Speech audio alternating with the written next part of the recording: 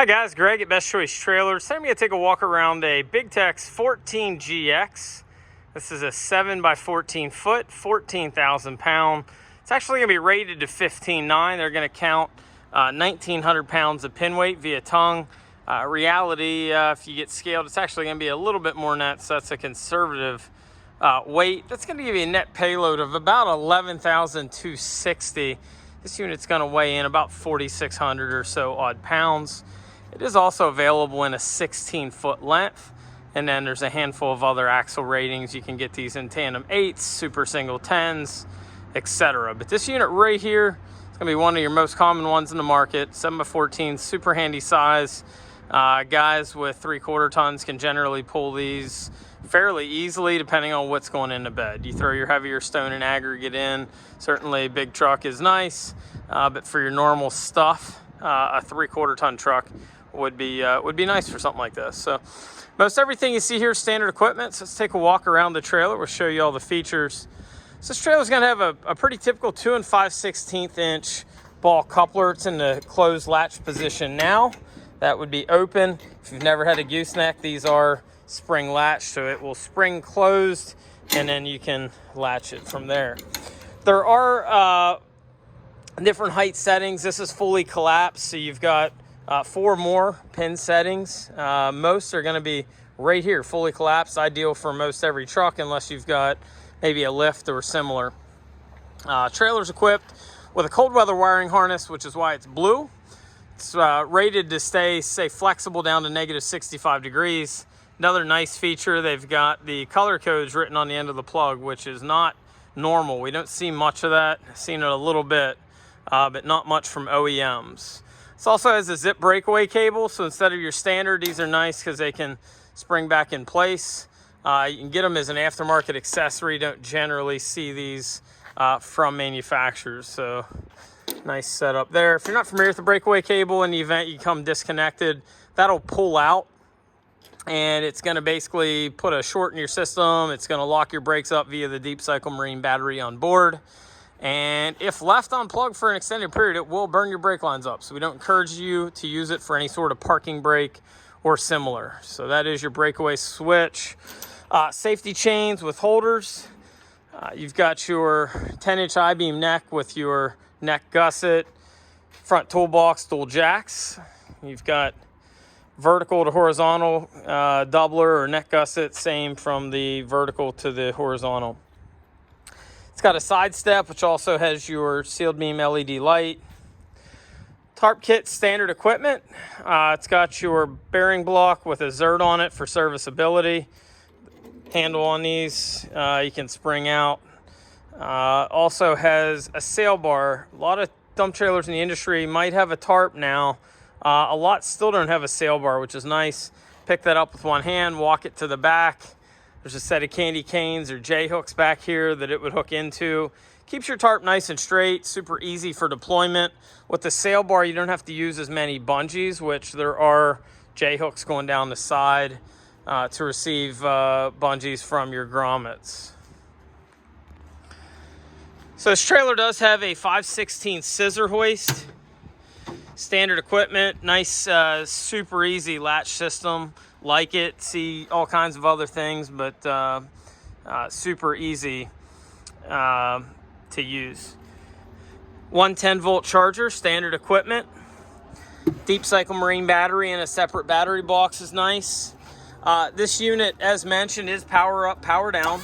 That's why you see the smaller reservoir here. If this were gravity, this whole toolbox would be filled up.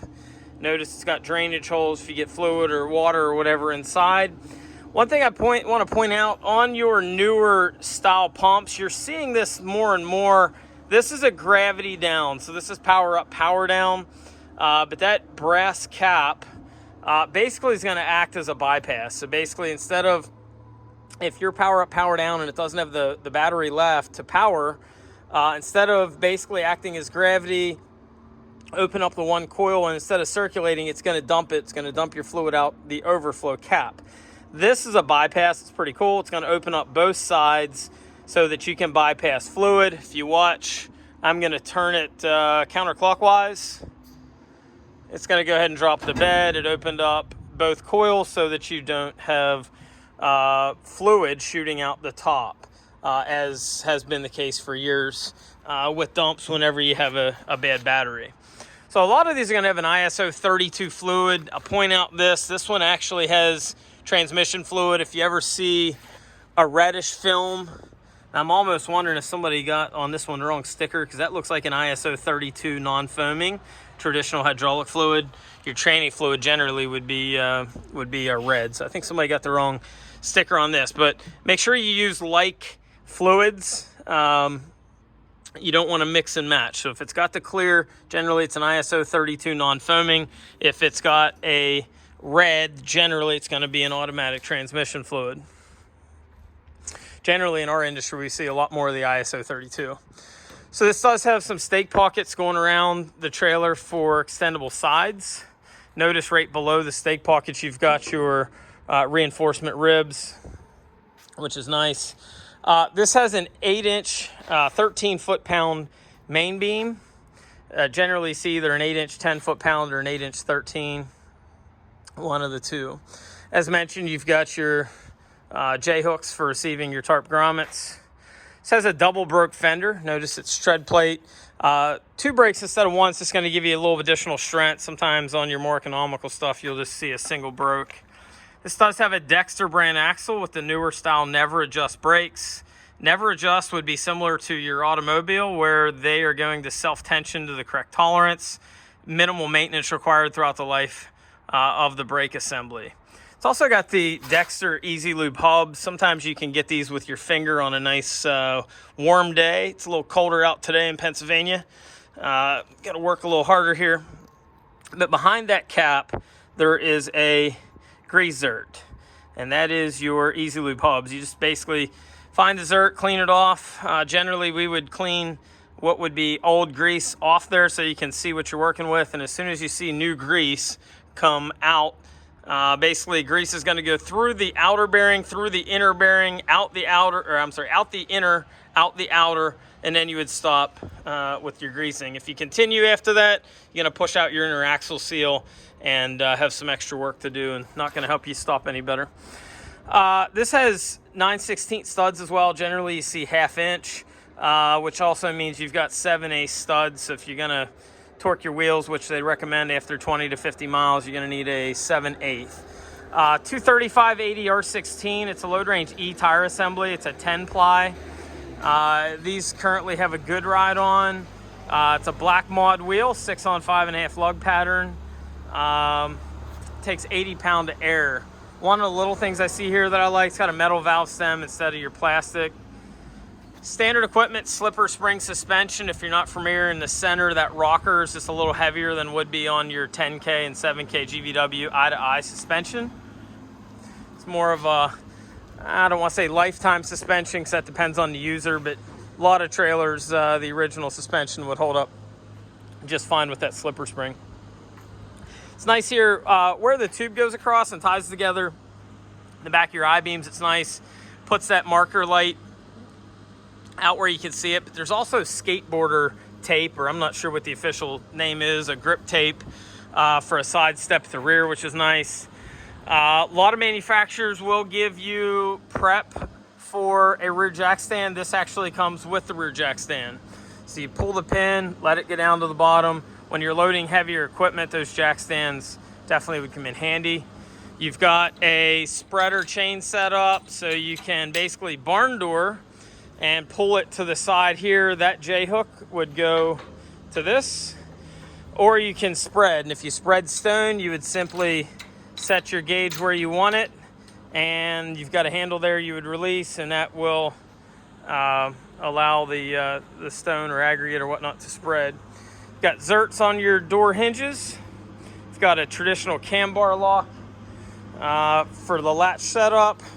You've got undermount ramps, and then of course your stop turn tails. Want to point out that this unit has a 2x3 side rail, top rail. You've got 2x2 on the rear gate, and you also notice this keyway. This is actually formed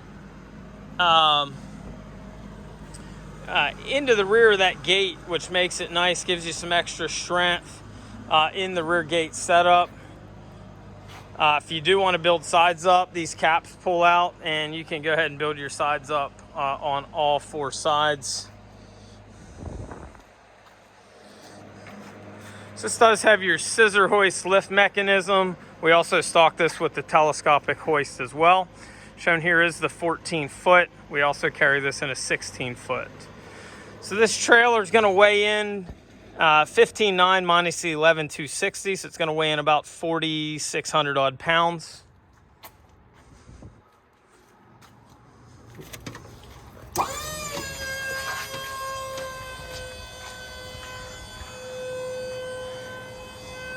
It's the 14GX model. There's hoist grease instructions. It's got your safety prop, so you would put that up if you want to service your hydraulics. The scissor hoist is a 5/16 scissor, which is pretty well industry standard on most 14,000-pound dumps. Most will get this same hoist. One or two of the things that are different, on the hoist mechanism, you'll notice that's tube. Sometimes you'll see angle or channel. Ramps are under mount. Notice the crossbar going behind the scissor there. I believe that to be a 3x6 tube. Crossbar, just going to give strength to the backside scissor. You've also got what looks to be a 4x4 tube crossbar up front. And then you've got your heavy 4x4 header going across. This does have a nestled bed frame, which is nice. It gets you down a little bit lower to the ground for your loading height. So you've got your main I-beam, then you've got a nestled bed frame. So you notice that the bed frame sits inside the main frame. And what that allows, if we look at this side, it's going to sit right inside and it's going to lower your deck height. So instead of the main frame, or I should say the bed frame, sitting on top of the main, it's going to sit inside. So it's a way to lower your deck height while still using straight axles instead of drop axles. So another way to get down lower would be to use a drop axle, but they tend to be more problematic axles. The drop into drop axles just doesn't go as well to higher weight rating loads or being abused or overloaded. So preference, most everybody in the industry would be the straights. So using straight axles and a nestled bed frame just gets you down to the lowest possible load angle. One other benefit to the straight axle like this, it gives you that extra ground clearance. Instead of having that beam 4 inches lower to the ground, it keeps it up a little bit more. So again, folks, everything you see here, but I believe the spare tire mount on this is all standard equipment. If you have any questions on this unit or any of our other trailers, feel free to give us a ring at 724-864-1449. Or you can visit us on the web at bestchoicetrailers.com. Thanks for looking.